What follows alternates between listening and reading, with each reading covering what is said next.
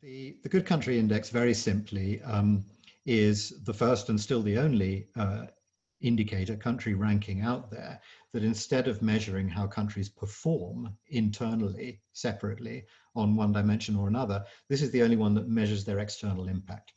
So what it attempts to do, and I underline attempts because it's a very, very difficult, if not impossible task to do it completely, it tries to measure what each country gives to the world outside its borders, to the planet and the rest of humanity, and what it takes away, a sort of balance sheet for the world, if you like. It is an index which completely excludes all domestic factors.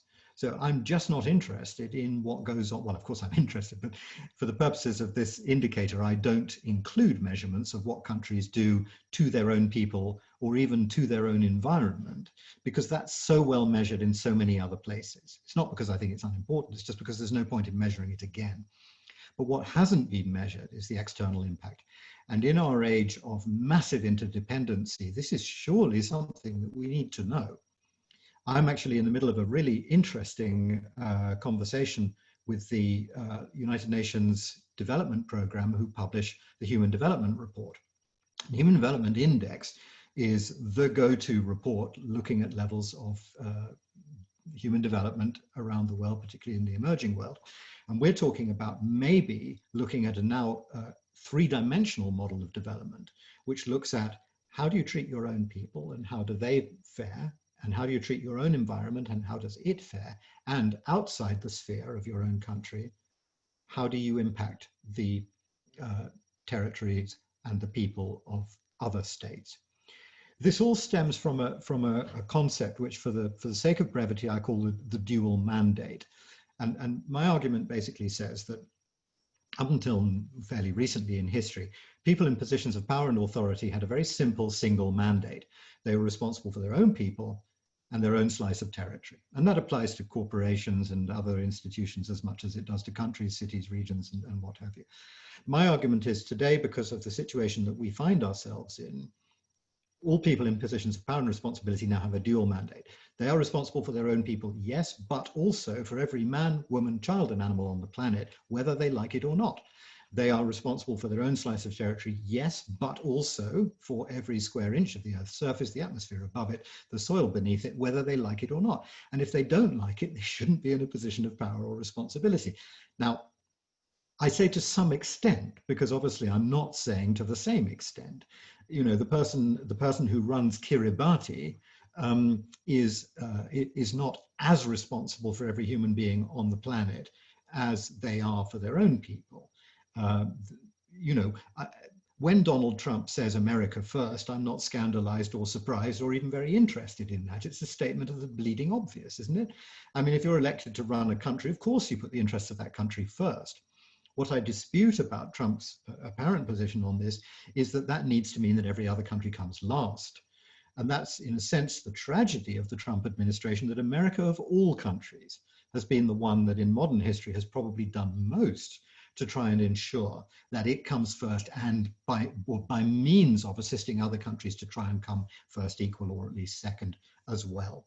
And this is the kind of thinking that we need. So the Good Country Index enables you at a glance to see the best available global data. It's mostly collected by the UN system.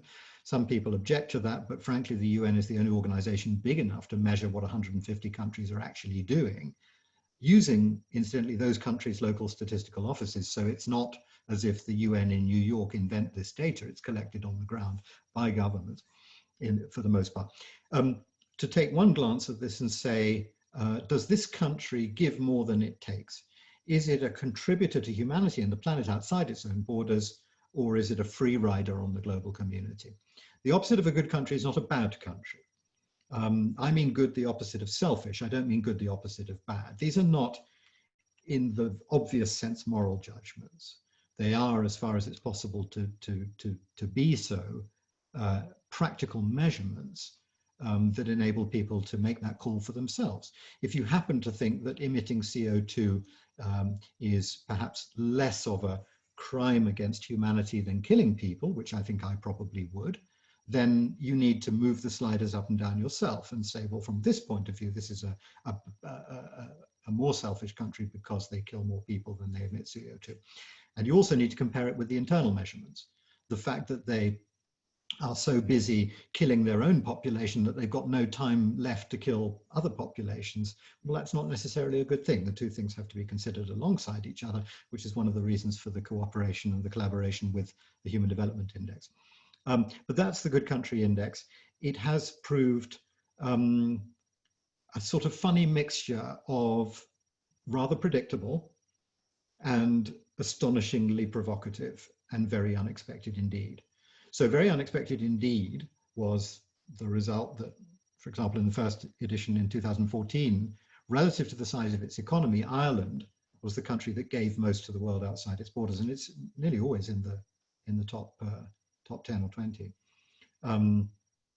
Equally surprising was the fact that Kenya, despite having a very small economy, managed to rank in the top 30.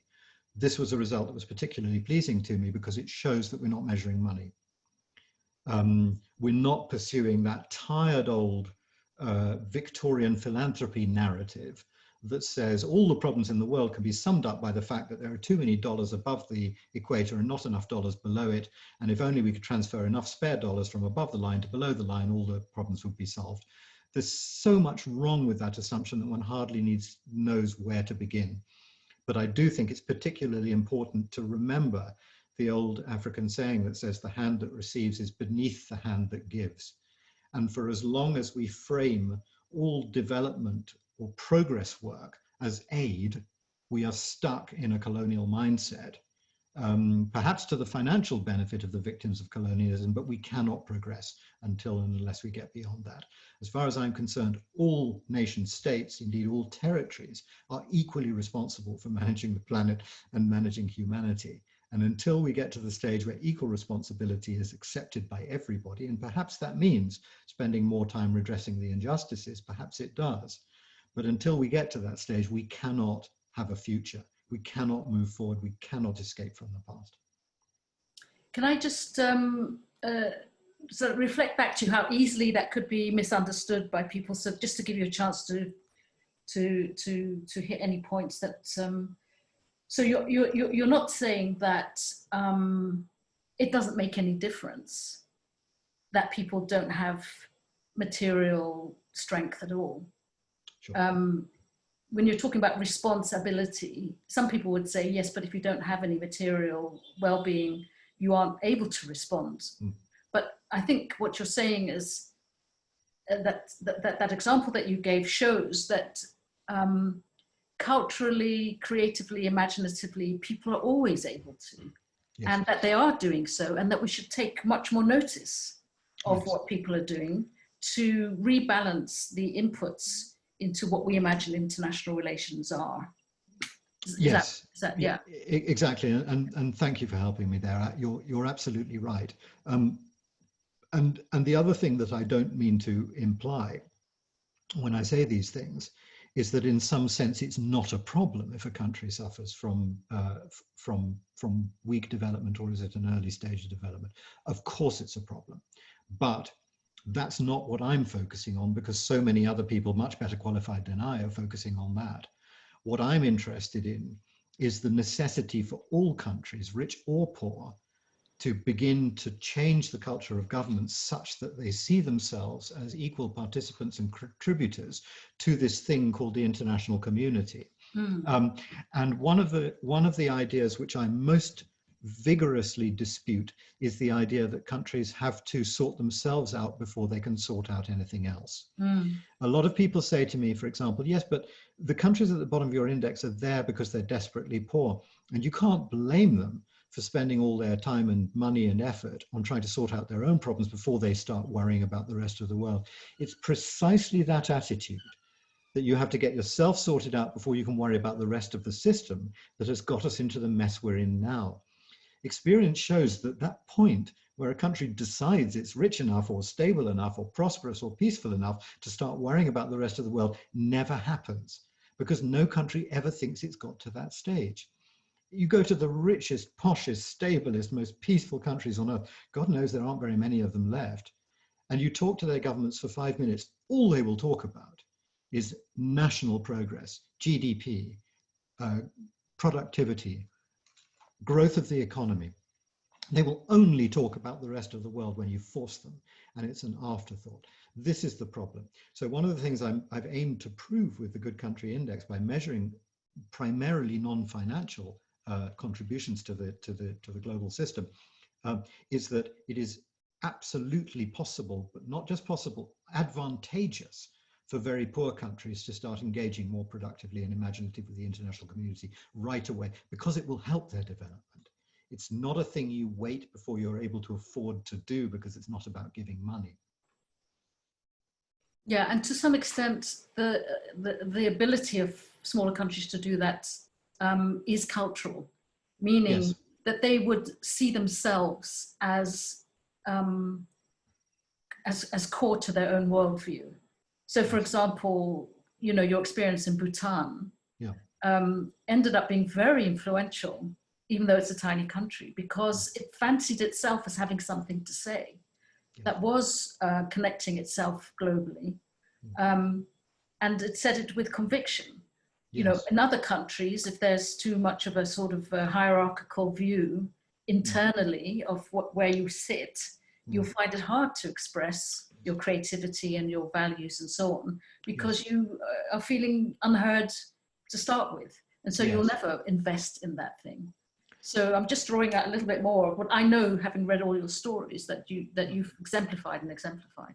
Although I have to be annoying there and jump on your choice of words, because you said Bhutan, and we're talking about gross national happiness here, had something to say. Right. And the point about gross national happiness was that they never said it; they just did it. Yeah. And we say it because we're amplifying what they say did. it because we've seen it, and we talk about it to each other. Fair enough. And you know, as we both very well know, this is not about your narrative. This is about your gift to the world. And the questions that I've always encouraged governments to ask themselves are questions like that. What is our gift to the world?